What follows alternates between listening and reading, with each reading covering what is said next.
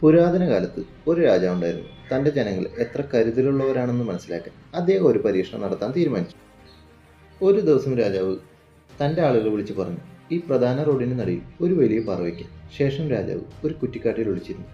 ആരും അത് നീക്കാൻ ശ്രമിക്കുമെന്നറിയാം, പക്ഷേ ആരും അത് കണ്ട ഭാവം കാണിച്ചില്ല.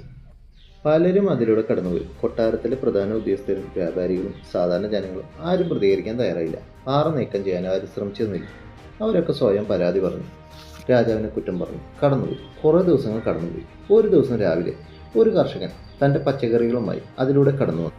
വഴിയിൽ വലിയ പാറ കണ്ടപ്പോൾ പച്ചക്കറി താഴെ വെച്ച് അദ്ദേഹം സ്വയം പറഞ്ഞു, എത്രയോ ആളുകൾ കടന്നു പോകുന്ന വഴിയാണ്, എന്താ ആരും നീക്കാൻ ശ്രമിക്കാത്തത്? ഞാൻ തന്നെ നീക്കാൻ ശ്രമിക്കാം. അദ്ദേഹം വളരെ കഷ്ടപ്പെട്ട് പാറ നീക്കി. ശേഷം പച്ചക്കറി എടുക്കാൻ തിരിഞ്ഞപ്പോൾ അവിടെ എന്തോ മിന്നുന്നത് അദ്ദേഹം കണ്ടു. അവൻ അടുത്തെത്തി അത് നോക്കി. അതൊരു പേഴ്സായിരുന്നു. അത് തുറന്നപ്പോൾ ഉള്ളിൽ നിറയെ സ്വർണ്ണ നാണയങ്ങളും ഒരു കുറിപ്പും. ഈ സ്വർണം ഈ പാറ വഴിയിൽ നീക്കം ചെയ്യുന്ന വ്യക്തിക്കുള്ളതാണ്. നിനക്ക് വേണ്ടി നിന്റെ രാജാവ്. കർഷകന്റെ കണ്ണുകൾ നിറഞ്ഞു. അവൻ പുഞ്ചിരിച്ച് ആകാശത്തേക്ക് നോക്കി.